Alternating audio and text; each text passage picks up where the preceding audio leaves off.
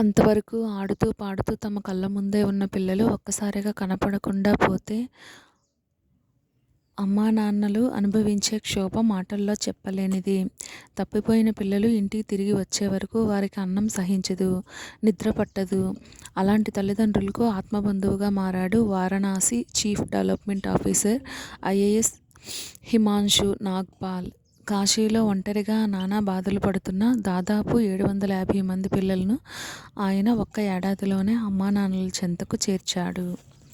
700 పిల్లల్ని ఇంటికి చేర్చాడు. 26 ఏళ్ల ఐఏఎస్ హిమాంశు నాగ్పాల్ ఏడాది క్రితమే వారణాసి చీఫ్ డెవలప్మెంట్ ఆఫీసర్గా బాధ్యతలు తీసుకున్నాడు. విధుల్లో భాగంగా భక్తుల రాకపోకలతో నిత్యం కిటకిటలాడే వారణాసి వీధుల్లోకి వెళ్ళాడు. ఫ్లైఓవర్ల కింద, రైల్వే స్టేషన్లు, బస్ స్టాండ్ల వద్ద చిరిగిన దుస్తులు, చింపురు జుట్టుతో పొట్ట చేత పట్టుకొని భిక్షాటన చేస్తున్న చిన్నారులెందరో హిమాంశు కంటపడ్డారు. ఒకరోజు వాళ్ళని పలకరిస్తే కన్నడ, మలయాళం, తెలుగు, తమిళం ఇలా రకరకాల భాషలు మాట్లాడుతున్న ఆ చిన్నారులు ఏం చెబుతున్నారో హిమాంశుకి తెలియలేదు. కానీ తమ తల్లిదండ్రుల వద్దకు చేర్చమని కోరుతున్నట్టు మాత్రం అర్థమైంది. తప్పిపోయి కాశీ అన్నపూర్ణమ్మ చెంతకు చేరిన ఆ పిల్లలంతా తల్లిదండ్రులుండి అనాథలుగా బతుకుతున్నారని తెలిసి హిమాంశు ఎంతగానో బాధపడ్డాడు. వాళ్ళని ఎలాగైనా తల్లిదండ్రుల వద్దకు చేర్చాలని సంకల్పించుకున్నాడు. కంటికి రెప్పలా భక్తులు, పర్యాటకులతో నిత్యం జనసంద్రంగా ఉండే వారణాసిలో ఎందరో చిన్నారులు తప్పిపోతుంటారు. మానసిక స్థితి సరిగా లేకో, లోకజ్ఞానం కొరవడి ఇంటి నుంచి పారిపోయి బస్సులు, రైళ్లు ఎక్కి వచ్చిన వారు మరికొందరు. అలాంటి వారిని ఇళ్లకు చేర్చే ఆపరేషన్ ముస్కాన్ను హిమాంశు మరింత పక్కాగా అమలు చేశాడు.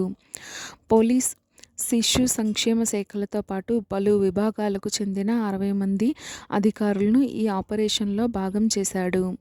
వారిని 12 బృందాలుగా విడదీసి పిల్లల ఆచూకీ కనుక్కునే బాధ్యత అప్పగించాడు.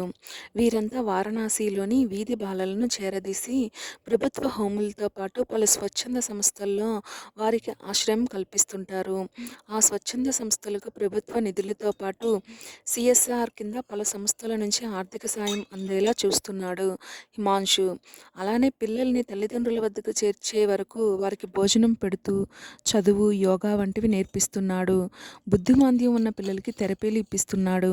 ఉత్తరప్రదేశ్కి చెందిన సోయబ్ అనే 12 ఏళ్ల మానసిక వికలాంగ బాలుడు హెయిర్ కటింగ్ కోసమని సెలూన్కి వెళ్ళాడు. ఆ పని అయ్యాక బస్టాండ్కి వెళ్ళి బస్సు ఎక్కి కూర్చున్నాడు. అలా రకరకాల వాహనాలు, ప్రాంతాలు మారుతూ చివరికి వారణాసి చేరుకున్నాడు.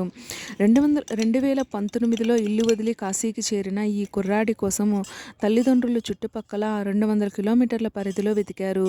పోలీసులకు ఫిర్యాదు చేసి వాల్ పోస్టర్లు అంటించారు, పత్రికా ప్రకటనలు ఇచ్చారు. ఏం చేసినా ఫలితం లేకపోవడంతో కొంతకాలానికి ఆ తల్లిదండ్రులు కొడుకు మీద ఆశలు వదులుకున్నారు. హిమాంశు పుణ్యమా అని 4 ఏళ్ల తర్వాత ఈ మధ్యనే తల్లిదండ్రుల వద్దకు చేరాడు సోయబ్. అలాంటి ఎందరో తల్లిదండ్రుల కన్నీళ్లు తుడుస్తున్న హిమాంశు ఏడాదిలో దాదాపు 750 మంది చిన్నారుల్ని ఇళ్లకు చేర్చాడు. ఆచూకీ ఎలా కనిపెడతారంటే బుద్ధిమాంద్యం, లోకజ్ఞానం లేకపోవడం వల్ల చాలామంది పిల్లలు తల్లిదండ్రుల ఆచూకీ చెప్పలేరు. అలాంటి సందర్భాల్లో బయోమెట్రిక్ ద్వారా ఆధార్ కార్డును సేకరించి చిరునామా తెలుసుకుంటుంది హిమాంశు బృందం.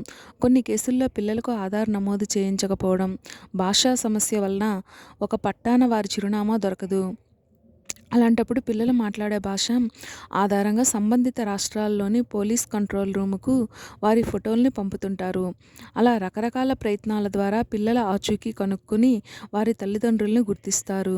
ఆర్థిక పరిస్థితుల కారణంగా కొందరు వారణాసి వరకు వచ్చి పిల్లల్ని తీసుకెళ్లలేరు. అలాంటప్పుడు తన సొంత ఖర్చుతో పిల్లల్ని అమ్మఒడికి చేర్చుతున్న హిమాంశుది హర్యానాలోని భువాన్. కొడుకుని బాగా చదివించాలని అతని తండ్రి ఎన్నో కలలు కన్నాడు. ఇంటర్ వరకు హిందీ మీడియంలో చదువుకున్న హిమాంశు కాలేజీలో ఇంగ్లీషు రాక ఎన్నో ఇబ్బందులు పడ్డాడు.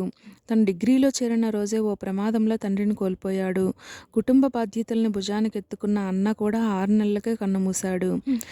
పేదరికం వల్ల ఎన్నో ఇబ్బందులు పడిన హిమాంశు 22 ఏళ్ల వయసులో 2018లో తొలి ప్రయత్నంలోనే సివిల్స్లో ర్యాంకు సాధించాడు. ప్రస్తుతం వారణాసిలో పనిచేస్తూ తప్పిపోయిన చిన్నారుల తల్లిదండ్రుల పాలిట కాశీ విశ్వనాథుడే అవుతున్నాడు.